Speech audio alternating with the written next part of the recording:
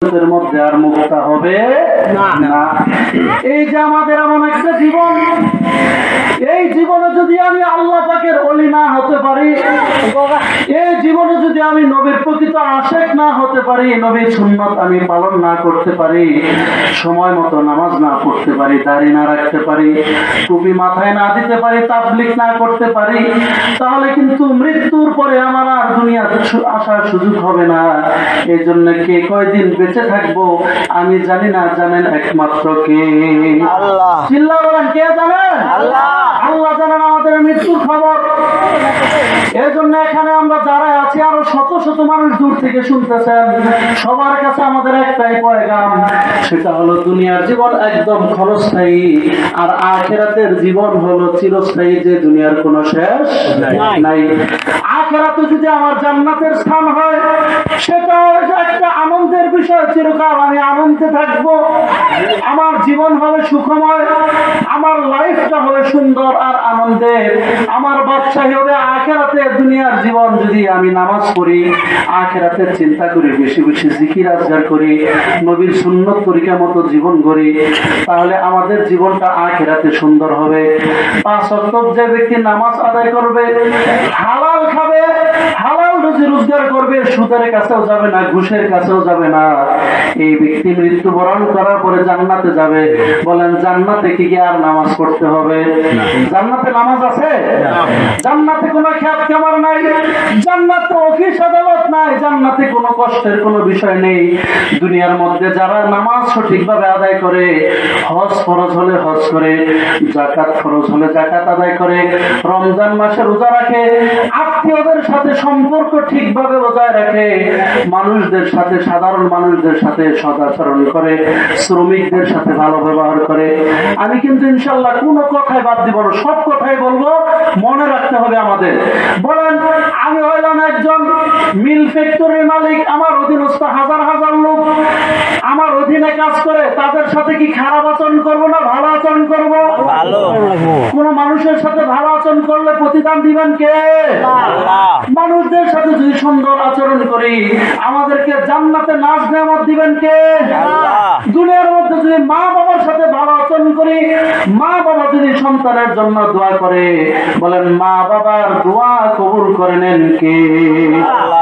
এই জন্য মা বোনেরা যদি দুনিয়ার মধ্যে পর্দা করে, আখিরাতে কি তাদের পর্দা করতে হবে নাকি? বলেন, মা বোনেরা যদি দুনিয়ার মধ্যে স্বামীর কথা শুনে, স্বামীর খেদমত করে, আল্লাহ রাসূল হাদিসের মধ্যে বলেছেন, আল মারআতু ইযা সাল্লাত খামসাহা ওয়া সামাত শাহরাহা ওয়া আহসানাত ফারজাহা ওয়া আতাত বালাহা, যে মা বোনেরা সময় মতো 5 ওয়াক্ত নামাজ আদায় করবে, রমজানের রোজা রাখবে এবং স্বামীর খেদমত করবে, আর পর্দায় থাকবে, অর্থাৎ নিজের সতীত্বের হেফাজত করবে, আল্লাহ রাসূল বলেন, ওই মা ও বোনেরা জান্নাতের যে কোনো দরজা দিয়ে জান্নাতে প্রবেশ করতে পারবে। চিল্লা বলেন সুবহানাল্লাহ। মাদের জান্নাতে যেতে কি খুব কঠিন না? 4 কাজ। কয় কাজ ভাই? কয় কাজ বলি? 4 কাজ। মা বোনরা যদি বলে জান্নাতে যেতে চাই, তাহলে মা বোনদের মাত্র 4 কাজ আল্লাহ রাসূল বলে দিয়েছেন। 1 নম্বরে হলো সময় মতো নামাজ পড়বে। মা বোনেরা অনেকেই নামাজ পড়ে, কিন্তু বিয়ের কাজ আসলে, বিয়ের অনুষ্ঠান হইলে 3 দিন নামাজের ছুটি নাই। বলেন নাউজুবিল্লাহ। পুরুষদের যদি ধান কাটা লাগে জ্যৈষ্ঠ মাসে 5 দিনের ছুটি নাই নামাজের। বলেন, নামাজের কি কোনো ছুটি আছে ভাই? না। প্রত্যেকদিন 5 ওয়াক্ত নামাজ ফরজ করে দিয়েছেন কে? 5 ওয়াক্ত নামাজ আল্লাহ তাআলা ফরজ করে দিয়েছেন। যে পুরুষরা নামাজ 5 ওয়াক্ত আদায় করবে, আল্লাহ তাআলা তাদেরকেও 5টি পুরস্কার দিবেন। যে মা বোনেরা 5 ওয়াক্ত নামাজ আদায় করবেন, তাদেরকেও 5টি পুরস্কার দিবেন কে? আল্লাহ। হাদিসের মধ্যে এসেছে, কোন মা যদি সময় মতো 5 ওয়াক্ত নামাজ পড়ে, আজকে মা বোনদেরকে বলে দিব, আপনি আগে যাই করেছেন, আত্মীয় বাড়ি গিয়ে আপনি নামাজ নষ্ট করেছেন, ধান কাজের সময় নামাজ নষ্ট করেছেন। মা বোনেরা, এটার নাম নামাজ না। যখন আমি সুযোগ পাই, অবসর পাই, তখন নামাজ পড়ি, ব্যস্ততার সময় পড়ি না, এটার নাম নামাজ না। বলে ব্যস্ততায় থাকি আর অবসরে থাকি, যখনই আমি যে অবস্থায় থাকি, আজান হইতে দেরি, নামাজের কাতারে দাঁড়াইতে আমার দেরি করা যাবে না। সময় মতো নামাজ আদায় করবে মা বোনেরা, আর রমজানের রোজা রাখবে, স্বামীর কথা মতো চলবে। স্বামী যদি বলে উত্তর দিকে যাও, স্ত্রী যায় দক্ষিণ দিকে, বলেন এইরকম মা বোন আছে কিনা বলেন? মা ওইরকম পুরুষরাও কিছু আছে, নামাজের জন্য কিছুই বলে না, রান্না খারাপ হইলে বকে, কথা বলেন ঠিক কিনা? এই জন্য মা বোনেরা কাজের সময় কাজ করবে, নামাজেরও হিসাব নিতে হবে স্বামীর। স্বামী তার জন্য সুন্দর খাবারের ব্যবস্থা করবে, চাকরি করবে, অফিস আদালত করবে, কৃষি কাজ করবে, মাথার ঘাম পায়ে ফালে ফেলবে স্ত্রীর জন্য। কিন্তু রাতে এসে বলবে, ও স্ত্রী সারাদিন তো ঠিকই খেয়েছি, রান্না করেছো, তুমিও খেয়েছো, এখন বলো দিনে কয় ওয়াক্ত নামাজ পড়েছো, কয় ওয়াক্ত পড়ো নাই? বলেন একজন স্বামী অভিভাবক হিসেবে স্ত্রীর কাছে এই প্রশ্ন করার দরকার আছে না নাই? আছে। আজকে আমরা এটা বলি না, বলি যে গোয়াল ঘরের গোবর এখনো ফেলোনি কেন, বিছানা ঝাড়ু দেওনি কেন, উঠানে এখনো পাতা পড়ে আছে কেন, তুমি কি করো, শুধু খাওয়ার ঘুমাও, এগুলো বলি। কিন্তু সে যে 5 ওয়াক্ত নামাজ, 1 ওয়াক্ত নামাজ না পড়লে কোটি কোটি বছর তাকে জাহান্নামের আগুনে জ্বলতে হবে, তাকে আমি জিজ্ঞাসা করলাম না নামাজ পড়েছো কিনা? বলেন স্বামী হিসেবে আল্লাহর কাছে জবাবদিহি করতে হবে কিনা? বলেন জবাবদিহি করতে হবে। আমরা যে এরকম লাগামহীন হয়ে গেছি, আসল কাজের খবর নাই, নকল কাজ নিয়ে আমরা পারাপারি করি, স্ত্রীর আসল কাজের খোঁজ রাখি না, নকল কাজের খবর নেই। এরকম স্ত্রীও স্বামী আর গুনে না, কথা বলেন ঠিক কিনা? স্ত্রীকে যদি আমরা পর্দায় রাখতে পারতাম, স্ত্রীকে যদি নবীর তরিকায় রাখতে পারতাম, তাহলে স্ত্রীও আমার কথা শুনতো। আমি যদি প্রকৃত আল্লাহ পাকের গোলাম হতাম, আমার স্ত্রীও আমার দাসত্ব করতো, কথা বলেন ঠিক কিনা? আজকে স্ত্রী যদি বলে, ও আমার স্বামী, আপনি আমাকে খাবার খেতে দেন বা না দেন, আপনি আমার প্রাণের স্বামী, বলেন সুবহানাল্লাহ। বলে এক কথাই তো স্বামী শেষ, স্বামীকে আর খুঁজে পাওয়া যাবে। স্বামী বলে পাইছি, এক দরবেশ। আর স্ত্রীকে যদি স্বামী বলে যে তুমি আমাকে রান্না করে খাওয়াও বা না খাওয়াও, তোমার রান্না স্বাদ হোক বা অস্বাদ হোক, তুমি যেভাবে আমাকে খাওয়াও এতে আমি খুশি, আলহামদুলিল্লাহ, বলে স্ত্রীর মনও খুশি হয়ে যাবে, কথা বলেন ঠিক কিনা? মানুষের মন খুশি করতে বেশি টাকা লাগে না, মানুষের মন খুশি করতে বেশি কথা বলতে হয় না। রাস্তা দিয়ে যাচ্ছেন, দেখছেন বাচ্চারা খেলতেছে, আপনার পকেটে যদি 1 টাকা দামের 5টি চকলেট কিনে নিয়ে যান, আর রাস্তা দিয়ে দেখবেন বাচ্চারা হাঁটতেছে, খেলতেছে, কোন এক বাচ্চাকে ডেকে নিয়ে বললেন, ও বাবা তোমার নাম কি?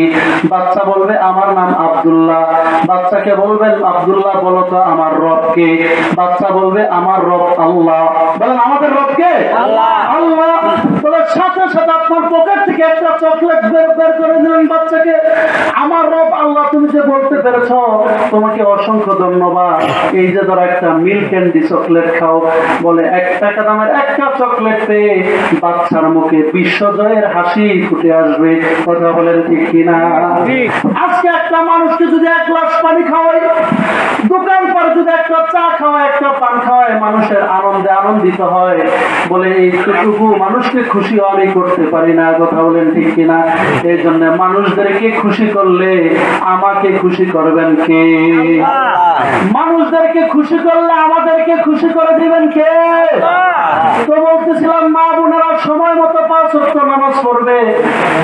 বৃষ্টি যদি বেশি হয় আমরা ইনশাল্লাহ মুনাজাত করে দিব, কারণ ওয়াজটা আমরা সারা রাত করতেও পারবো, আপনারা ইনশাল্লাহ শুনতেও পারবেন। সারা রাত যদি বয়ান হয় কে কে শুনবো ইনশাল্লাহ? দেখি তো দেখি, সবাই সাহস পাইতেছে না। লিল্লাহি তাকবীর, আল্লাহু আকবার। সারা রাত বয়ান হলে কে কে শুনবো? সবাই। ইনশাল্লাহ সারা রাত হবে না।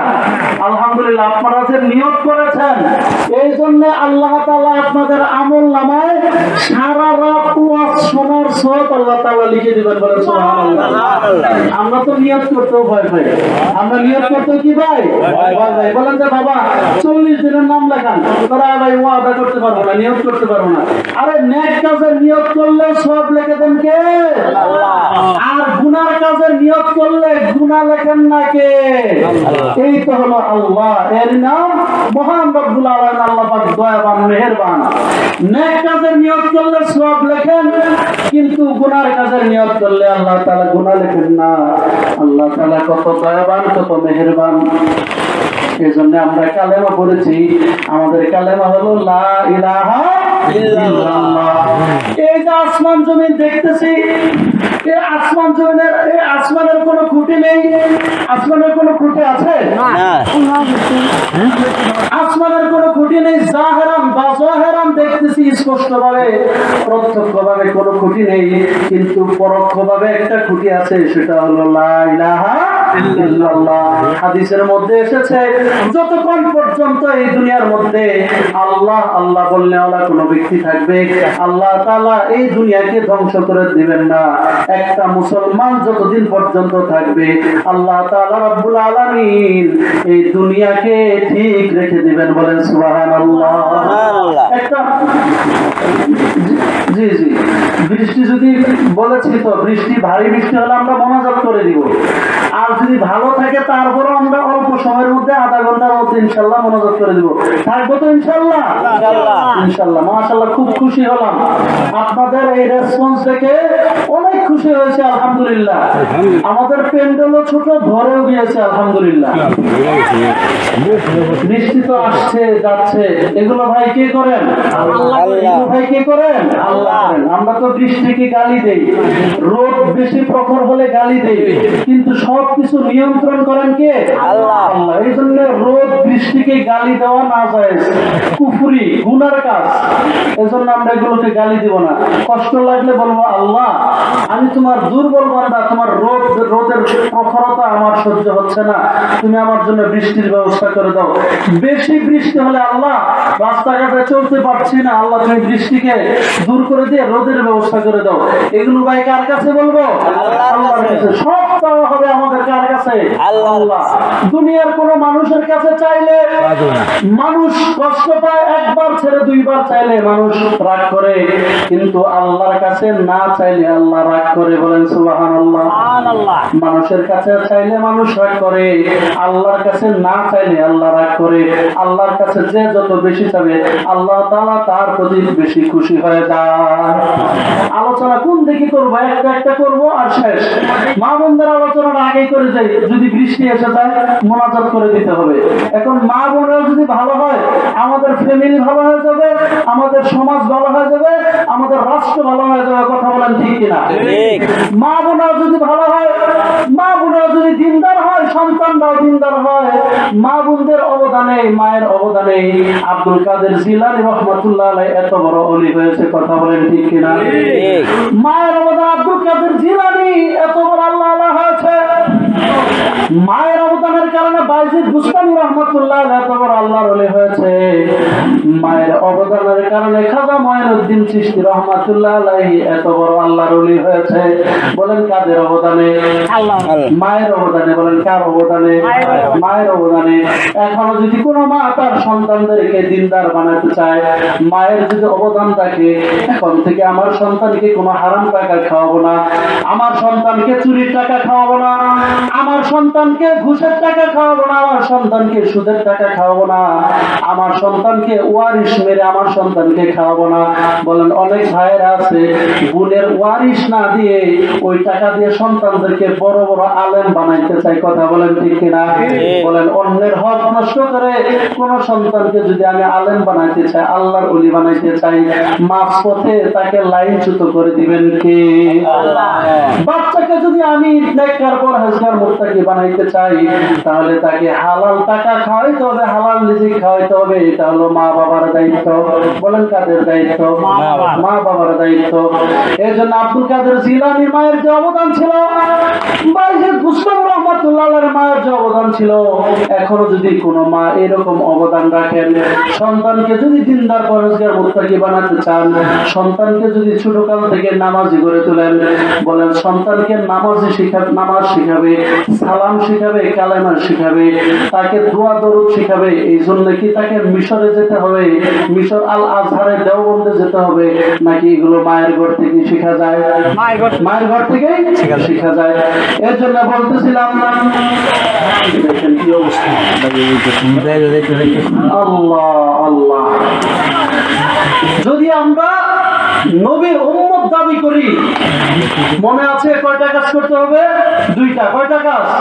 দুইটা কাজ। এক নম্বরে নবীর উপরে বেশি বেশি দরুদ পাঠ করতে হবে। দরুদের যে ফজিলত বলেছি, আর অনেক হাদিসে অনেক ফজিলত রয়েছে, তো এইদিকে যাব না, সময় চলে যাবে আমাদের। আল্লাহ রাসূলের প্রতি আমরা সব সময় ভাই দরুদ পড়বো বেশি বেশি। চলতে ফিরতে সবাই তো দরুদ পারি না সবাই? সাল্লাল্লাহু আলাইহি ওয়াসাল্লাম, এটা পারি না সবাই? এটার মধ্যে দরুদ আছে এবং সালাম আছে।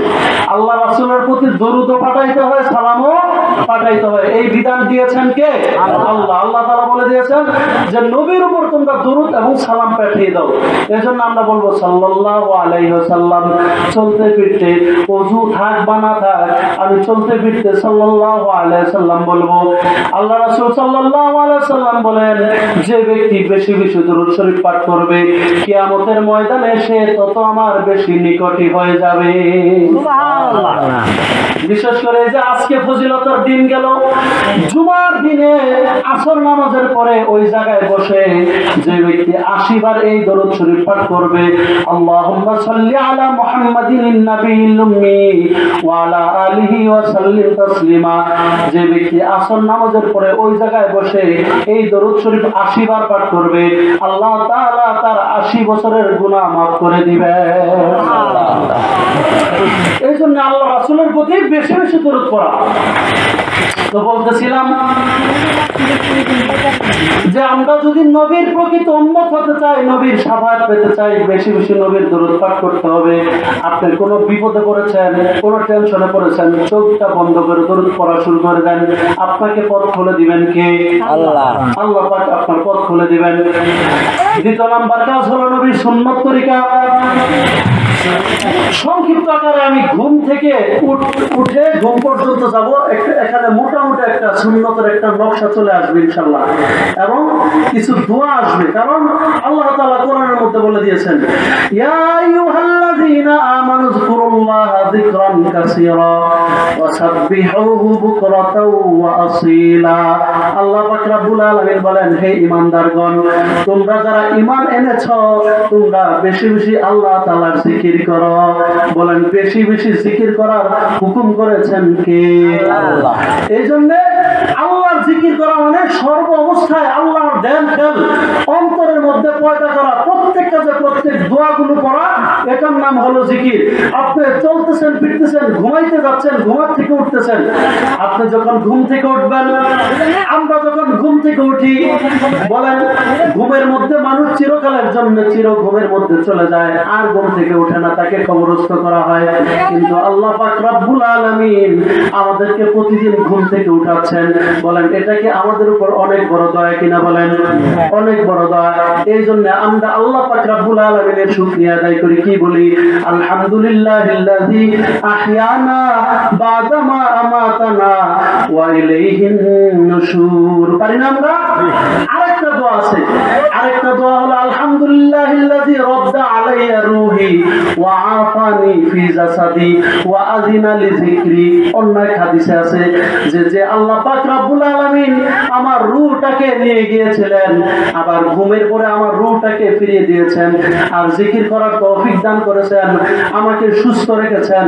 ওই আল্লাহর প্রশংসা আমি করতেছি। কারণ অনেক মানুষ ঘুম থেকে উঠে দেখে যে তার এক সাইড অবশ হয়ে গেছে। কথা বলেন ঠিক কিনা? এই জন্য ঘুমের শুরুতেও দোয়া, ঘুম থেকে উঠেও দোয়া পাঠ করবে, এটাও একটা জিকির। ঘুম থেকে উঠে যখন আমি টয়লেট করতে যাব, টয়লেটে ঢোকার দোয়া আছে কিনা বলেন? আল্লাহুম্মা ইন্নী আউযু বিকা মিনাল খুবুসি ওয়াল খাবাইস। আমি কিন্তু আপনাদেরকে জিকির শিক্ষা দিচ্ছি। সুবহানাল্লাহ, আলহামদুলিল্লাহ, লা ইলাহা ইল্লাল্লাহ, আল্লাহু আকবার, এগুলোও জিকির। বসে বসে 6 তাসবিহ আদায় করা, তাসবিহাতে সিত্তা এগুলো আদায় করা, এগুলো জিকির। কিন্তু প্রত্যেক কাজে প্রত্যেক দোয়া, এই দোয়া আদায় করা, দোয়া বলা, এটা জিকির এবং নবীর সুন্নাত। বলে সুবহানাল্লাহ। টয়লেটে যাওয়ার সময় দোয়া, টয়লেট হতে বের হতে দোয়া, গুফরানাকা আলহামদুলিল্লাহিল্লাযী আযহাবা আন্নিল আযা ওয়া আফানি। যখন আমি ওযু করব, মসজিদে যাব, বলেন ওযু করার শুরুতে দোয়া আছে না নাই? আছে। এ ভাই, ওযু করার শুরুতে দোয়া আছে? আছে। বিসমিল্লাহি ওয়াল হামদুলিল্লাহ। আরেক কিতাবের মধ্যে আছে বিসমিল্লাহিল আলিয়্যিল আযীম, সুবহানাল্লাহি আলা দীনিল ইসলাম। ওযুর মাঝে মাঝে দোয়া আছে, আল্লাহুম্মা গফিরলি যামবি ওয়াসি'লি ফি দারি ওয়া বারিক লি ফি রিজকি। আপনাদের এখন মুখস্থ হবে না, কিন্তু মুখস্থ করার দরকার আছে না নাই? আছে। এখন শুধু শোনাচ্ছি অল্প অল্প করে। বলে ওযুর পরে দোয়া আছে, মা বোনেরা মনোযোগ দিয়ে শোনেন। বলে ওযু করার শেষে শাহাদাত আঙ্গুলে আসমানের দিকে উঠিয়া আশহাদু আল্লা ইলাহা ইল্লাল্লাহ ওয়াহদাহু লা শারীকা লাহু ওয়া আশহাদু আন্না মুহাম্মাদান আবদুহু ওয়া রাসূলুহু আল্লাহুম্মা জাআলনি মিনাত তাওয়াবিনা ওয়া জাআলনি মিনাল মুতাতাহহিরিন। দোয়া মসজিদে প্রবেশ করব, বিসমিল্লাহি ওয়াস সালাতু ওয়াস সালামু আলা রাসূলিল্লাহ আল্লাহুম্মা ইফতাহ লি আবওয়াবা রাহমাতিক। মসজিদ থেকে বের হব, বিসমিল্লাহি ওয়াস সালাতু ওয়াস সালামু আলা রাসূলিল্লাহ আল্লাহুম্মা ইন্নী আসআলুকা মিন ফাদলিক। খাবার খেতে বসবো, আল্লাহুম্মা বারিক লানা ফীমা রাযাকতানা ওয়া কিনা আযাবান নার, বিসমিল্লাহি ওয়া আলা বারাকাতিল্লাহ। এগুলো পারি না সবাই? পারি। খানার শেষে আলহামদুলিল্লাহিল্লাযী আতামানা ওয়া সাকানা ওয়া জাআলানা মিনাল মুসলিমিন। এইভাবে প্রত্যেক কাজে অনেক দোয়া, এগুলো যদি আমরা পড়তে যাই সময়তে দোয়াতে চলে যাবে। আপনারা বলবেন কিছুই বুঝলাম না, হুজুর শুধু দোয়া বললো। কিন্তু এগুলো শোনা এবং বলার দ্বারা আমাদের অন্তর, আমাদের কলব সুস্থ হবে, আমাদের হৃদয় সমৃদ্ধ হবে, আমাদের ঈমান মজবুত হবে। বলেন সুবহানাল্লাহ। এই জন্য ওগুলো বলছি। তো এরকম অনেক দোয়া। মানুষ যদি হাসে, কোনো ব্যক্তিকে হাসতে দেখলে বলতে আযহাকাল্লাহু সিন্নাক, আল্লাহ তাআলা তোমাকে হাসি খুশি রাখুন। আপনাকে যদি কেউ কিছু দেয় তাহলে আমরা ধন্যবাদ দেই, ইংরেজিতে থ্যাংক ইউ বলি। কিন্তু হাদিসের মধ্যে আল্লাহ রাসূল বলে দিয়েছেন ধন্যবাদ না, জাযাকাল্লাহ শুকরান বলতে হয়। জাযাকাল্লাহ কি বলতে হয়? যে আল্লাহ তাআলা তোমাকে উত্তম প্রতিদান দান করো। এরকম কিছু আরবি পরিভাষা আমাদের জানার দরকার আছে না নাই ভাই? কেউ যদি জিজ্ঞাসা করে ভাই কেমন আছেন, বলে আল্লাহ ভালাই রাখছে। আল্লাহ কি রাখছে ভাই? কই ভালাই রাখছে। আলহামদুলিল্লাহ বলার দরকার নাই? আল্লাহ পাক যে আমাদেরকে ভালো রেখেছেন, আল্লাহ তাআলার প্রশংসা করার দরকার আছে না নাই? এইজন্য কেউ যদি বলে ভাই কেমন আছেন, বলতে হবে আলহামদুলিল্লাহ, আল্লাহ পাক ভালো রেখেছেন। মনে থাকবে? কেউ যদি বলে কেমন আছেন, কি বলবো? আলহামদুলিল্লাহ, আল্লাহ পাক ভালো রেখেছেন। ভাই এগুলো শিখার জিনিস, এমন না এগুলো যে এই বংশগত পাওয়া যায়। এগুলো আলেমদের কাছ থেকে শিখে নিতে হয়, আলেমদের কাছে বসতে হয়। আল্লাহ তাআলা কোরআনের মধ্যে বলেছেন, ইয়া আইয়ুহাল্লাযীনা আমানুত্তাকুল্লাহ ওয়া কুনু মা'আস সাদিকিন। হে ঈমানদারগণ, আল্লাহকে বেশি বেশি ভয় করো আর সত্যবাদীদের সাথে থাকো। বলেন সত্যবাদীদের সাথে থাকতে বলেছেন কে? আল্লাহ। সত্যবাদী কারা? সত্যবাদী কারা? আল্লাহ তাআলা বলেছেন সত্যবাদী তারা আল্লাহকে ভয় করে যারা। যে আল্লাহকে ভয় করে না, সে ব্যবসার মধ্যে কম দিবে, সে দোকানদারির মধ্যে 2 নাম্বারি মাল এনে টাকা নিবে বেশি, দিবে 2 নাম্বার মাল। আল্লাহর ভয় নাই। আর যে আল্লাহকে ভয় করে, ব্যবসার ক্ষেত্রে কখনো কম দিতে পারবে না। সে জানে কিরামান কাতিবিন লিখে রাখতেছে, আমার আল্লাহ সরাসরি দেখতেছে। আপনি গার্মেন্টস ফ্যাক্টরিতে চাকরি করেন, স্কুল কলেজে ইউনিভার্সিটিতে চাকরি করেন, আপনার ডিউটি হলো 8 ঘন্টা, 7 ঘন্টা করে 1 ঘন্টা ফাঁকি দিয়ে এসেছেন। আপনার মালিকও জানে না, আপনার বসও জানে না, শিক্ষা প্রধান শিক্ষকও জানে না। কে জানেন বলেন? আল্লাহ। কেউ জানে না, কে জানে? আল্লাহ। এই জন্য যে ব্যক্তি আল্লাহকে ভয় করবে, সে কখনো মিথ্যা কথা বলতে পারবে না। এখন তো ঘটনায় সমস্যা হচ্ছে, জানি তো মাস্টার ছিলাম, কত ঘন্টা যে নষ্ট করেছি বাচ্চাদের।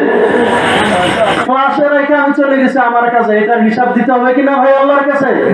কোন শ্রমিক, কোন লেবার যদি সারাদিনের জন্য তাকে কামলা নেওয়া হয়, সারাদিন কাজ না করে যদি 2 ঘন্টা ফাঁকি দেয়, গৃহস্থের 2 ঘন্টা ফাঁকি দিলে এই ফাঁকির টাকা তার হবে হারাম।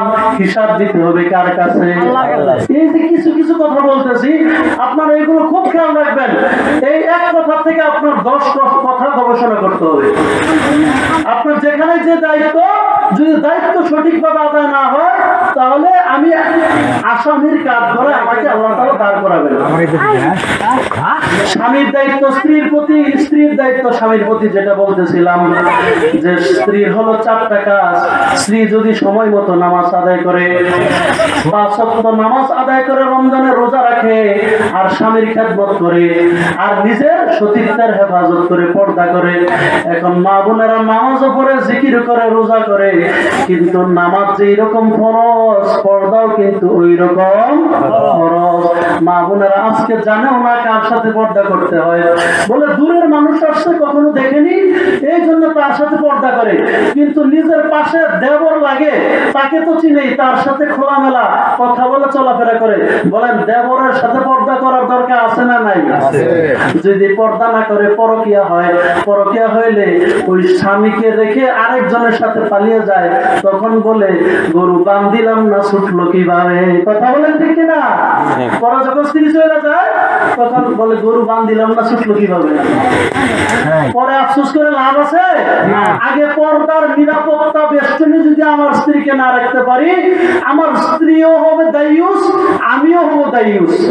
আমার সামনে না হয় 20-50 জন লোক আছে, হাজার হাজার মানুষ কিন্তু আমার এই কথাগুলো শুনতেছে। আমি ওই দিক থেকে এসেছি, ওখান দূর থেকে আমি আওয়াজ পেয়েছি, মাইকের অনেক দূর আওয়াজ যাচ্ছে। তো আলহামদুলিল্লাহ মা বোনেরা শুনতেছে। মা বোনেরা যদি আজকে আলাদা করে, কোরআনের মধ্যে 14 পুরুষ ব্যতীত অন্য কোন পুরুষের সাথে মা বোনদের দেখা দেওয়া জায়েজ নাই। এই ব্যাপারে যদি মা বোনেরা আপোষহীন হতে পারে যে না আর কোনো আপোষ নেই, আমি আর কারোর সাথে দেখা করবো না, আল্লাহ যদি আমার প্রতি নারাজ হয়, আমি আল্লাহকে নারাজ করে কারোর সাথে দেখা করতে পারবো না। ওই নারীর ইজ্জত রক্ষা করবেন কে? মা বোনেরা যদি সঠিকভাবে পর্দা করে, আর দেশের মধ্যে যদি ইসলামী শাসন কায়েম হয়, দেশের মধ্যে যদি ধর্ষণের বিচার হয়, খুনের বিচার হয়, কোন পুরুষ মা বোনদের দিকে, মা বোনের ইজ্জত নিবে তো দূরের কথা, তাদের দিকে তাকাইতে গেলেও 10 বার ভাববে। কথা বলেন ঠিক কিনা? এজন্য দেশের মধ্যে কোরআনের শাসন, ইসলামের শাসন, খেলাফতে ইসলামী কায়েম করার দরকার আছে না নাই? হ্যাঁ, এখানে সবাই বলে না আছে। আছে না নাই ভাই? আছে। বলে নামাজের মধ্যে নামাজ পড়ে মসজিদে গিয়া ঠিকই আল্লাহর সাথে শরীক করে না। আমরা কিন্তু দেব দেবীর পূজা করি না। আমাদেরকে খাওয়ায়, আমাদেরকে পালে জীবনদাতা, মৃত্যুদাতা একমাত্র কে? আল্লাহ। চিল্লা বলেন কে? আল্লাহ। বলে এটা বিশ্বাস করি। নামাজ পড়ি, কবর পূজাও করি না, দেব দেবীর পূজাও করি না, আল্লাহর সাথে কারোর সাথে শরীক করি না, আল্লাহর সাথে কাউকে শরীক করি না। ইবাদতের ক্ষেত্রে আল্লাহকে মানি, কিন্তু রাষ্ট্র চালাইতে গিয়ে আব্রাহাম লিঙ্কন, কার্ল মার্কস, লেনিনের আইন মানি। কথা বলেন ঠিক কিনা? বলেন নাউজুবিল্লাহ। আমি যদি নামাজের ক্ষেত্রে আল্লাহকে মানি, রাজনৈতিক ক্ষেত্রে যদি আল্লাহর বিধান কোরআনকে বাদ দিয়ে ইহুদি খ্রিস্টানদের মানব রচিত আইন মানি, তাহলে আমার ঈমান থাকবে না, আমার ঈমান চলে যাবে, আমি মুশরিক হয়ে যাব, শিরক করা হবে। নামাজের ক্ষেত্রে যেরকম এক আল্লাহর ইবাদত করি, ব্যক্তি জীবন, পারিবারিক জীবন, সামাজিক জীবন চালাইতে গেলেও একমাত্র কোরআন হাদিসের ফর্মুলা মানতে হবে, তাছাড়া কেউ প্রকৃত মুমিন হতে পারবে না।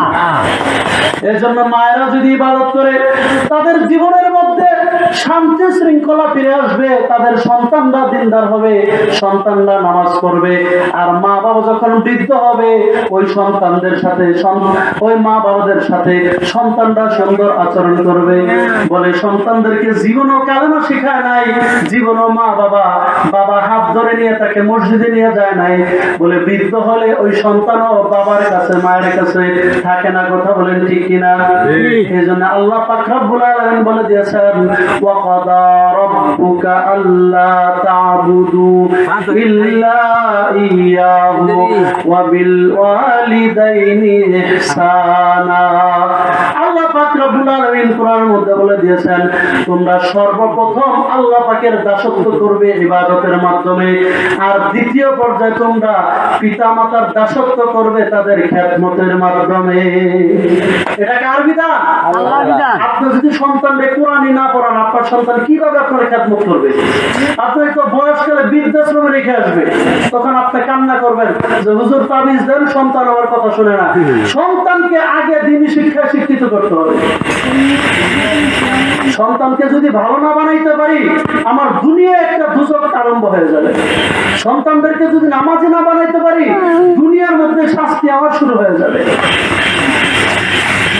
এই জন্য ভাই, সন্তানদেরকে দিনদার বানাই, তাদেরকে কোরআনের পাশে নিয়ে যায়, আলেমদের কাছে নিয়ে যাই, মসজিদে তাদেরকে নিয়ে যায়, চিল্লায় পাঠিয়ে দেই, তাবলীগে পাঠিয়ে দেই। তো বলতেছিলাম, মা যদি পর্দাসীন হয়, সমাজ বেঁচে যাবে, যুবকরা বেঁচে যাবে। আর যদি মা বোনেরা পর্দায় না থাকে, যুবকরা উন্মাদ হয়ে যাবে, তারা পাগল হয়ে যাবে, তারা কি রেখে কি বলবে, কি রেখে কি করবে, তারা দিশ পাবে না। এই জন্য মা বোনদের পর্দা করতে হবে। যদি কোনো মা বোনেরা পর্দা করে আর স্বামীকে দিনের কাজে সহযোগিতা করে, বলে দিনের কাজে এক একটা সহযোগিতা করা মানে জান্নাতের মধ্যে আল্লাহ তাআলা মা বোনদেরকে এক একটা অলংকার দিয়ে দিবে। স্ত্রী যদি স্বামীকে দিনের কাজে সহযোগিতা করে, বুঝতেছেন ভাই?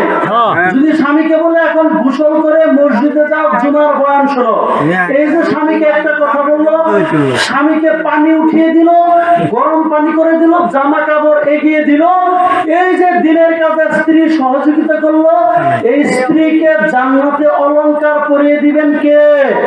আল্লাহ। মা বোনেরা ভালোভাবে শোনেন, আপনার তো শুধু স্বামী যদি একটু ঘুমাই থাকে, তাড়াতাড়ি ওঠো, অফিসে যাবো না, তাড়াতাড়ি ওঠো, গরুগুলো বের করে নিয়ে খেতে যাও। স্বামীকে কিভাবে কাজের উপর রাখবে এই চিন্তা চেতনা, এই কাজ আমার মা বোনেরা ভালোভাবেই বোঝে। কিন্তু স্বামীকে কিভাবে ঘুম থেকে উঠিয়ে মসজিদে পাঠিয়ে দিতে হবে, এটা আমার মা বোনেরা বোঝে না। এই জন্য ঝামেলা।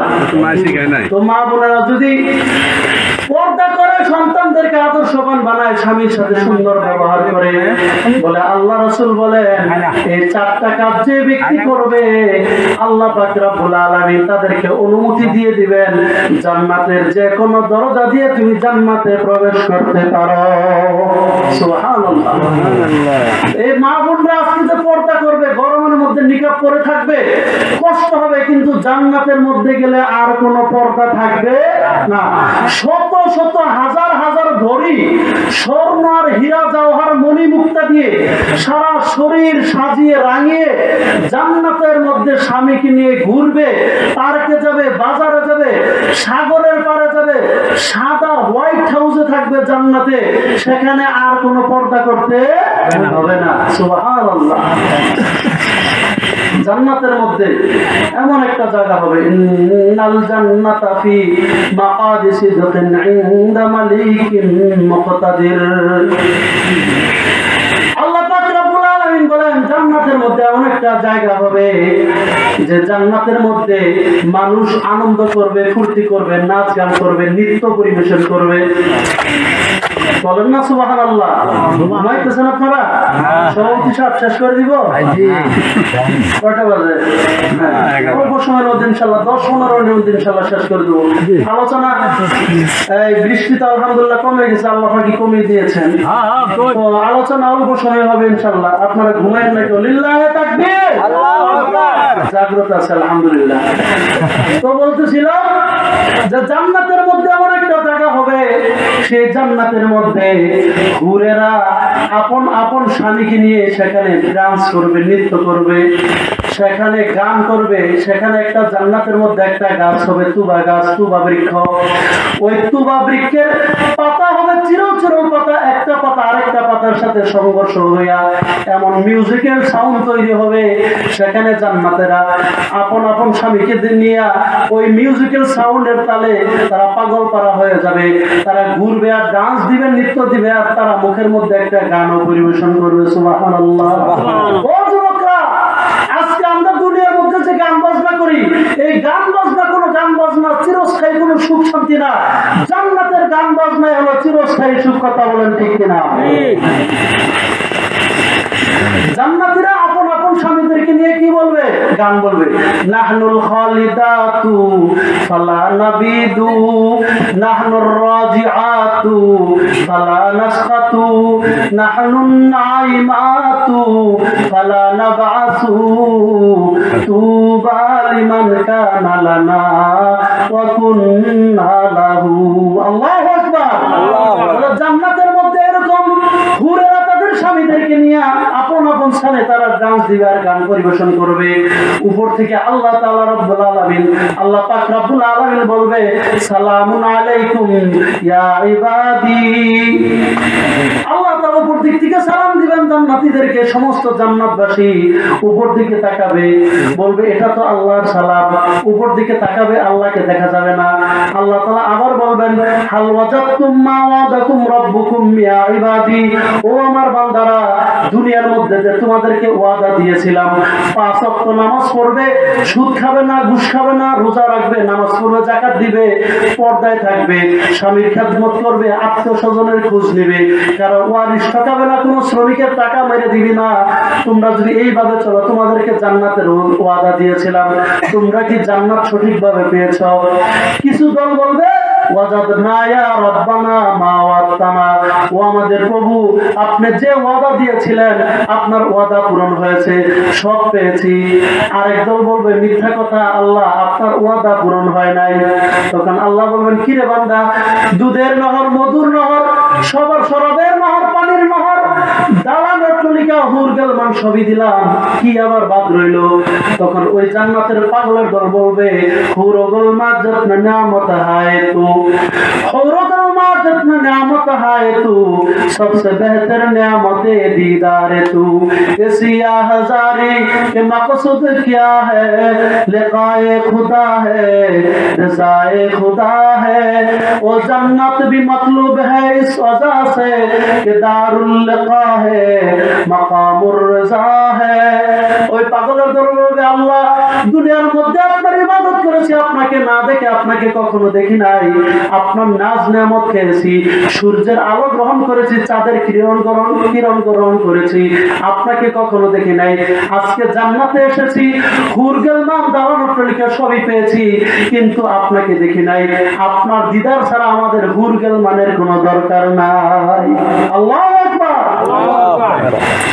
তখন আল্লাহ তাআলা বলবেন, তোমরা আমাকে দেখতে চাও, তাহলে আমার দিকে তাকাও। আল্লাহ তাআলার চেহারা থেকে 70,000 নূরের পর্দা থাকবে, একটা হটাইয়া সরাই দেওয়া হবে। সমস্ত বেহেশতবাসী আল্লাহর দিকে তাকাবে, বলে তাকানোর সাথে সাথে সমস্ত বেহেশতবাসী তারা অজ্ঞান হয়ে পড়িয়া যাবে। আল্লাহর নূরের তাজাল্লি তারা সহ্য করতে পারবে না, তারা অজ্ঞান হয়ে পড়বে। তখন আল্লাহ পাক রব্বুল আলামিন আবার তাদেরকে 40,000 বছর পরে তাদেরকে আবার হুঁশে আনবেন। হুঁশে আইনা বলবেন, কি ব্যাপার, তোমরা অজ্ঞান হয়েছিল কেন? বলবে, আল্লাহ, আপনার নূরের তাজাল্লি সহ্য করতে পারি নাই, এই জন্য আমরা অজ্ঞান হয়ে পড়েছিলাম। তো আল্লাহ তাআলা বলবেন, আমার নূর হইল 2 প্রকার, একটা হলো নূরে জালালি, আর একটা হইল নূরে জামালি। একটা হইল মিষ্টি নূর, আর একটা হইল গরম নূর।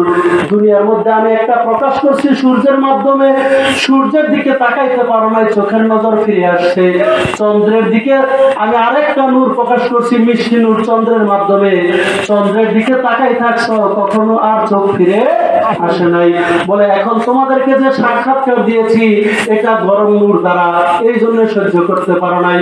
চলো তোমাদেরকে একটা মাহফিলে নিয়ে যাব, সেই মাহফিলে তোমাদেরকে মিষ্টি নূর নিয়ে আমি পরিবেশন করব, আমার দিকে তাকিয়ে থাকবে, আর অজ্ঞান হইতে হবে না।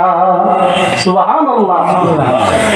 তো জান্নাতের মধ্যে এমন একটা বিশাল মাহফিল সাজানো হবে, সেই মাহফিলের স্টেজ এমন বিশাল হবে যে স্টেজে 1.25 লক্ষাধিক নবী রাসূলরা বসে থাকবে। সুবহানাল্লাহ। সেই মাহফিলের প্রধান অতিথি হবে লা ইলাহা ইল্লাল্লাহ, সেই মাহফিলের সভাপতি হবে লা ইলাহা ইল্লাল্লাহ, আর প্রধান অতিথি হবে মুহাম্মাদুর রাসূলুল্লাহ সাল্লাল্লাহু আলাইহি ওয়াসাল্লাম। সেই মাহফিল আরম্ভ হবে। মাহফিলের শুরু শুরুতে সর্বপ্রথম হামদে বারি তাআলা পেশ করবে হযরত দাউদ আলাইহিস সালাতু ওয়াস সালাম। দাউদকে আল্লাহ তাআলা বলবে, ও দাউদ, তুমি দুনিয়ার মধ্যে থেকে তুমি জাবুর তেলাওয়াত করতে, তোমার জাবুর তেলাওয়াত শুনে সাগরের মাছ কিনারে আইসা তোমার জাবুর তেলাওয়াত শুনতো, সেই সুন্দর কণ্ঠটা আমার উম্মতে মুহাম্মদীরা শুনে নাই। তুমি আজকে তোমার মুখে একটা হামদে বারি তাআলা পেশ করো। দাউদ আলাইহিস সালাতু ওয়াস সালাম হামদে বারি তাআলা পেশ করবে, তারটা শেষ হবে। তো আল্লাহ রাসূলকে আল্লাহ তাআলা বলবেন, হে আমার প্রিয় নবী মুহাম্মদ, আপনাকে তো আপনার উম্মতরা দেখে নাই, আজকে সূরা ইয়াসিনের তেলাওয়াত আপনার নিজ মুখে শোনায়া দেন। সুবহানাল্লাহ। সে জান্নাতে যেতে চাইতো আমরা ইনশাআল্লাহ, আর আল্লাহ তাআলা জান্নাতের মধ্যে নিজে আর রহমান সূরা তেলাওয়াত করবেন। সুবহানাল্লাহ। আর রহমান আল্লামাল কুরআন খলাকাল ইনসানা আল্লামাহুল বায়ান। আল্লাহু আকবার। সে জান্নাতের মধ্যে যেতে হলে আমাদেরকে মুজাহাদা করতে হবে, কষ্ট করতে হবে। শয়তান আমাদের সাথে লেগে আছে। এখন আপনাদেরকে একটা কোরআনের আয়াত শুনিয়েছিলাম, একটা হাদিস শুনিয়েছিলাম। সেই কোরআনের একটু আয়াত অর্থ ব্যাখ্যা বিশ্লেষণ অল্প করবো, আর হাদিসের অর্থ বলেই মোনাজাত হয়ে যাবে আলহামদুলিল্লাহ। এখনো যারা আমরা আসতে চাচ্ছি বা এদিক সেদিক ঘোরাফেরা করছি, আমরা মেহেরবানি করে চলে আসি। আয়াতটি হলো আল্লাহ তাআলা সূরা বাকারার 108 নম্বর, বাই কয় নম্বর? সূরা বাকারার 108 নম্বর আল্লাহ তাআলা বলে দিয়েছেন, ইয়া আইয়ুহাল্লাযীনা আমানুত্তাকুল্লাহ ইয়া আইয়ুহাল্লাযীনা আমানু দুখুলু ফিস-সিলমি কাফা ওয়া লা তাত্তাবিউ খুতুওয়াতিশ শাইতান ইন্নাহু লাকুম আদুউম মুবিন। আল্লাহ পাক রব্বুল আলামিন বলেন, হে ঈমানদারেরা, তোমরা যারা ঈমান এনেছো, তোমরা সমগ্রভাবে পরিপূর্ণভাবে ইসলামের মধ্যে প্রবেশ করো। বলেন কার কথা? আল্লাহর কথা। চিল্লা বলেন কার কথা? আল্লাহর কথা। কাদেরকে বলেছেন? হিন্দুদেরকে না মুমিনদেরকে? মুমিনদেরকে বলেছেন, ইয়া আইয়ুহাল্লাযীনা আমানু, যারা ঈমান এনেছো তোমরা পরিপূর্ণভাবে ইসলামে প্রবেশ করো। তার মানে আমরা ঈমান এনেছি, মুসলমান হয়েছি, কিন্তু পরিপূর্ণভাবে ইসলামে প্রবেশ করতে পারি নাই।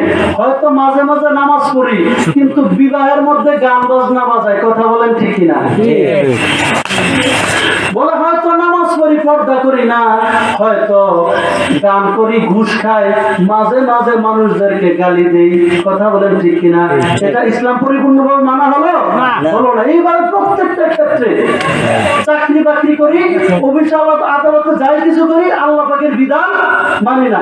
বলে বিবাহের মধ্যে যদি গান বাজনা হয়, এই বিবাহের মধ্যে থেকে, এই দাম্পত্য জীবন থেকে কি আব্দুল কাদের জিলানী বের হবে? না, দুষ্ট ছেলে হবে, দুষ্ট ছেলে হবে। তো সন্তানদেরকে নিয়ে কিছু কথা বলার ইচ্ছা আমার ছিল, গল্প করে বলেছি একটু, যেহেতু আজকের আকিকার অনুষ্ঠান বাচ্চাকে উপলক্ষ করে, তাই না? সন্তানদের সুন্দর নাম রাখা, তাদেরকে কোরআন হাদিস শিক্ষা দাও, নামাজি বানানো, মেয়ে হলে দিনদার ছেলে দেখে বিবাহ দাও, এটা মা বাবার দায়িত্ব। আমরা তো খুঁজি যে কয় কোটি টাকার মালিক, কোন কোন বিষয়ে বিদেশ থেকে ডক্টরেট করে এসেছে, পিএইচডি করে এসেছে, এগুলো আমরা খুঁজি। কিন্তু টাকা পয়সা শিক্ষা এগুলো কি কোনো সফলতার মাপকাঠি? না, দিনদার পরহেজগার হওয়া। হ্যাঁ, আমি ইউনিভার্সিটির ছেলেদেরকে বিবাহ দিব, কিন্তু ইউনিভার্সিটির অনেক ছেলে পাগড়ি পরে 5 ওয়াক্ত নামাজ পড়ে দাঁড়িয়ে রাখে, এমন ছেলে আছে কিনা বলেন? অনেক ডক্টরেট করা, বুয়েটের প্রফেসর ছিলেন প্রফেসর হামিদুর রহমান রহমতুল্লাহ আলাইহি, উনি ইন্তেকাল করেছেন। বুয়েটের একজন প্রকৌশলী, উনি একজন ইঞ্জিনিয়ার, কিন্তু হাফিজজি হুজুর রহমতুল্লাহ আলাইহির সুহবতে গিয়ে উনি একজন স্বর্ণের মানুষ হয়েছিলেন। হাজার হাজার মানুষ, হাজার হাজার আলেমরা এই বুয়েটের প্রফেসরের কাছে গিয়ে মুরিদ হয়েছে। বলেন সুবহানাল্লাহ। এজন্য আল্লাহর ওলি হওয়া যায় প্রফেসর হয়েও, কিন্তু সম্পর্ক রাখতে হয় আরেকজন আল্লাহওয়ালা আলেমদের সাথে। কথা বলেন ঠিক কিনা? এজন্য স্কুল কলেজে পড়েও দিনদার হয়ে যায়, কিন্তু আলেমদের সাথে আমাদের সম্পর্ক রাখতে হবে। যে কথা একটু আগে বলতেছিলাম যে আল্লাহ তাআলা বলেন সত্যবাদীদের সাথে থাকো। সত্যবাদী মানে হলো আল্লাহকে ভয় করে যারা। আল্লাহকে ভয় করে কারা? আল্লাহ তাআলা কোরআনের মধ্যে বলে দিয়েছেন ইন্নামা ইয়াখশাল্লাহা মিন ইবাদিহিল উলামা, নিশ্চয় সবচেয়ে বেশি ভয় করে কারা? উলামায়ে কেরাম। এজন্য আমরা আলেমদের সাথে থাকবো তো ইনশাআল্লাহ। খালি নামাজের ইমামের পিছনে নামাজের সময় না, রাজনৈতিক অবস্থায়, রাজনৈতিক ক্ষেত্রে কাদের পিছনে থাকবো? যারা গাঁজা খায়, বিড়ি খায়, এদের পিছনে আলেমদের পিছনে থাকবো। আলেমদের মনে রাখেন, সামনে যে আমাদের অবস্থান আসতেছে, এই সিদ্ধান্ত নিতে যদি কেউ ভুল করে, কারো সমর্থন, কারো ভোট যদি ইসলামের বিরুদ্ধে যায়, কিয়ামতের ময়দানে তাকে জাহান্নামী হতে হবে। কথা বলেন ঠিক কিনা? এই জন্য নামাজের মধ্যে যেরকম ইমামের পিছনে থাকি, রাষ্ট্রীয় ক্ষেত্রে, রাজনৈতিক ক্ষেত্রে ইমামের আলেমদের পিছনেই থাকবো। তো আল্লাহ তাআলা বলে দিয়েছেন তোমরা সমগ্রভাবে ইসলামের ভিতর প্রবেশ করো। ইসলামের একটা মানবো আর একটা মানবো এটা হবে না, একটা মানবো আর একটা মানবো না এটা হবে না। প্রত্যেকটা বিষয় আমাকে পরিপূর্ণভাবে ইসলামের মানতে হবে। সোজা কথা, আল্লাহ তাআলা আমাদেরকে বান্দা বানিয়ে পাঠিয়েছেন, আমাদের যেতে হবে বন্ধু হয়ে। বন্ধু মানে অলি বলে কোরআনের ভাষা, তাদেরকে কি বলে? অলি। আমরা আল্লাহর অলি হয়ে কবরে যেতে চাই তো? কবরে অলি হয়ে যেতে হলে একটা কাজ মাত্র, একটা কাজ, সেটা হলো আল্লাহ তাআলা যেটা বলেছেন যে এটা করো সেটা করব, আর যেটা বলেছেন এটা করো না, এটা থেকে বিরত থাকো, আমরা কি করব? সেটা থেকে বিরত থাকবো। একটা কাজ, যেটা করতে বলেছেন করব, যেটা থেকে বিরত থাকতে বলেছেন সেটা থেকে বিরত থাকবো। এই কাজ করলে আল্লাহর ওলি হওয়া যাবে। পরিপূর্ণভাবে ইসলামে প্রবেশ করতে হবে আমাদের। আর হাদিস বলেছি, আল্লাহ রাসূল বলেন আফশুস সালাম ওয়া আতইমুত তাআম, তোমরা বেশি বেশি সালামের প্রচার করো। আমরা আজকে সন্তানদেরকে যদি বলি তোমার বাবাকে সালাম দাও না কেন, সালাম দাও তো, সামনে যদি বলি একটু বাবাকে সালাম দাও, সন্তান হাইসা দেয়, লজ্জা পায়, কারণ বাবা মা তো সন্তানকে কখনো সালাম দেয় নাই। কথা বলেন ঠিক কিনা? এজন্য আল্লাহ রাসূল বলে সালাম দাও। স্বামী যখন ঘরে গিয়ে স্ত্রীকে সালাম দিবে, বলে ঘরের মধ্যে শান্তি হবে। স্বামী গিয়া যদি স্ত্রীর মুখে একটা লোকমা তুলে দেয়, একটু খাবার তুলে দেয়, স্ত্রী কত কষ্ট করে রান্না পাকায়, খাবার খেতে বসে, তুমি খেয়েছো অমুকের মা, খেয়েছো, আসো তোমাকে একটা লোকমা খাওয়াই দেই। আল্লাহ রাসূল বলেন কোন স্বামী যদি স্ত্রীর মুখে একটা লোকমা উঠিয়ে দেয়, একটা কবুল সদকা করার সওয়াব আল্লাহ তাআলা তার আমলনামায় লিখে দেবেন। সুবহানাল্লাহ। ঘরের মধ্যে শুধু ঝগড়া ফাসাদ কিভাবে করা যায় এটা বুঝি, কিন্তু ঘরের মধ্যে শান্তি আসা যায় কিভাবে আনা যায় এটা আমরা বুঝি না। তো আল্লাহ রাসূল বলেন আফশুস সালাম, বেশি বেশি সালামের প্রসার করো। স্বামী স্ত্রীকে সালাম দিবে, স্ত্রী স্বামীকে সালাম দিবে, নাতিন দাদাকে সালাম দিবে, দাদা নাতিকে সালাম দিবে। এইভাবে সালামের প্রসার করব। ইমাম মুসল্লিদেরকে সালাম দিবে, মুসল্লি ইমামদেরকে সালাম দিবে। এইভাবে সালামের প্রসার করব। আর একটা কি, ওয়া আতিমুত তাআম, আল্লাহ রাসূল বলে মানুষদেরকে বেশি বেশি খাবার খাওয়াও, মানুষদেরকে বেশি বেশি খাবার খাওয়াও। বলে ক্ষুধার্ত অবস্থায় যায়, জীবনে বলি না আমাদের বাড়িতে এসে কিছু ডাল ভাত খাওয়া যায়, বলি না, কিন্তু বাবা বললে 10 লাখ টাকা খরচ করে গরু খাওয়াই 10টা, মনে হইলো 10টা গরু খাওয়াইলে মানে আমার বাবা জান্নাতে চলে গেল। এইরকম কি ইসলামের কোনো বিধান আছে ভাই? আপনি যদি হাজার হাজার গরু জবাই করে মানুষদেরকে খাওয়ান, এক ওয়াক্ত নামাজের সমান হবে না। আজকে আমার এক মুসল্লি আমাকে দাওয়াত দিতে এসেছে, আমার বাবাকে দাওয়াত দিতে এসেছে। বলছি ভাই তুমি নামাজ পড়েছো? বলে না নামাজ পড়ি নাই। তুমি পড়ো? কয় মাঝে মাঝে। বললাম যে শোনো, তুমি যদি এইভাবে হাজার হাজার দিন আমাদেরকে দাওয়াত খাও, তোমার এক ওয়াক্ত নামাজের সমান হবে না। তুমি আগে নামাজ ধরো, পরে আলেমদেরকে যদি মহব্বত করে ডাল ভাত আর শাক সবজি খাও, এটা অনেক সব হবে। কিন্তু নামাজের খবর নাই, ইসলাম মানার খবর নাই, গরু জবাই করে খাওয়াইলে কোনো লাভ নাই। কথা বলেন ঠিক কিনা? এজন্য আল্লাহ রাসূল খাওয়াইতে বলছেন মরার পরে না আগে? আগে। আমরা তো মরার পরে খাওয়ানোর যে রসুম বের করছি, মরার পরে খাওয়াইতে হবে, 3 দিন 40 দিন এগুলো খাওয়াইতে হবে। কিন্তু বেঁচে থাকতে কোনো ফকির মিসকিনকে খাওয়াইতে দেয় না, কামলাদেরকে ভালোভাবে খাবার দেয় না। আত্মীয় হইলে ভালো খাবার, কিন্তু কিন্তু যাদেরকে ধান কাটার কামলা রাখে সেদিন ডাল আর আলু ভর্তা। কথা বলেন ঠিক কিনা? এই কামলা চমড়ি শ্রমিকদের ভ্যানওয়ালাদেরকে একটু ডেকে নিয়ে, ভাই ভাড়া কত? 40 টাকা, ধরেন 50, একটু খেয়ে যান, নাস্তা করে যান। এদেরকে আমরা কখনো খেতে বলি না ভাই। আমরা বড় লোকদেরকে খাওয়াই, তারাও আমাদেরকে খাওয়ায়, কিন্তু যারা খেতে পারে ক্ষুধার্ত তাদেরকে আমরা খানা খাওয়াই না। আল্লাহ রাসূল বলেন তোমরা ক্ষুধার্তকে খানা খাওয়াও, মরার পরে খানা খাওয়ানোর কোনো বিধান নাই। বেঁচে থাকতে আপনি খাওয়ায় যান, সওয়াব পাবেন, সওয়াব পাবেন। আলেমদেরকে খাওয়ান, ইতিমদেরকে খাওয়ান, শুধু হুজুরদেরকে খাওয়াতে হবে এমন না। গরিবদেরকে ডাইকা এনে খাওয়ান। হুজুর ওই তো দোয়া বলতে পারে না, দেখেন জামালা। ওই বিসমিল্লাহ কইতে পারে না, আপনি ওকে খাওয়াতে বলতে চান? ওই হুজুর এসে বিসমিল্লাহ বললো, দোয়া করবো, কত কি করবো। আপনি কাউকে যদি আল্লাহর রাস্তায় খাওয়ান মহব্বত করে, যে আমার মা বাবা কবরে আছে, তার কবরে একটু সওয়াব যাবে, একটু গরিব দুঃখের খাওয়াই, বলে আপনি গরিবরে খাওয়াইলেন, সে বিসমিল্লাহ বলুক বা না বলুক, খাওয়ার পরে চলে গেল, দোয়া করার দরকার নাই। আপনি যে নিয়তে খেয়ে খাওয়াইছেন, কে দেখেছেন? আল্লাহ। আপনার সওয়াব হয়ে গেল। আপনি দোয়ার জন্য পাগল কেন? দোয়া করতে হবে কেন? যে নিয়তে দান করবেন, দোয়া করুক বা না করুক, কবুল হয়ে গেছে। যে নিয়তে গাছ গাড়বেন, মানুষ ছায়া পাবে, ফল পাবে, দোয়া কবুল হয়ে গেছে। টিউবওয়েল গেড়ে দিলেন, মানুষ পানি খাবে, আপনি কবরে শুয়ে শুয়ে সওয়াব পাবেন। আপনার নাম কি ফেসবুকে ছাড়তে হবে যে আপনি দানবী? আপনার তো আমরা ফেসবুকে ছেড়ে ছবি দিলাম, দানটাকে নষ্ট করে দিই। কেউ দেখবে না, কাকে দেখাবো? আল্লাহকে। আল্লাহ রাসূল বলেন আফসুস সালাম, বেশি বেশি সালামের প্রচার করো। ওয়া আতিমুত তাআম, মানুষদেরকে খানা খাওয়াও। ওয়া সাল্লু ওয়ান নাসু নিয়াম, মানুষ যখন ঘুমিয়ে পড়ে তুমি দাঁড়ায়া নামাজ পড়ো। মানুষ যখন ঘুমায় পড়বো, আমি দাঁড়ায় কি করব? নামাজ পড়বো। আল্লাহ রাসূল বলেন এই 3টা কাজ যে ব্যক্তি করবে, বেশি বেশি সালাম দিবে, আর মানুষদেরকে বেশি বেশি খাওয়াবে, যা আছে তাই খাবার দিবে, আর মানুষ যখন ঘুমিয়ে পড়ে সে দাঁড়িয়ে নামাজ পড়বে। আল্লাহ রাসূল বলেন এই 3টা কাজ যে ব্যক্তি করবে, সে নিরাপদে জান্নাতে প্রবেশ করবে। সুবহানাল্লাহ। তো ভাই আর কথা বাড়াবো না, নিজের কষ্ট হচ্ছে, বসতে কষ্ট হয়েছে, গরম।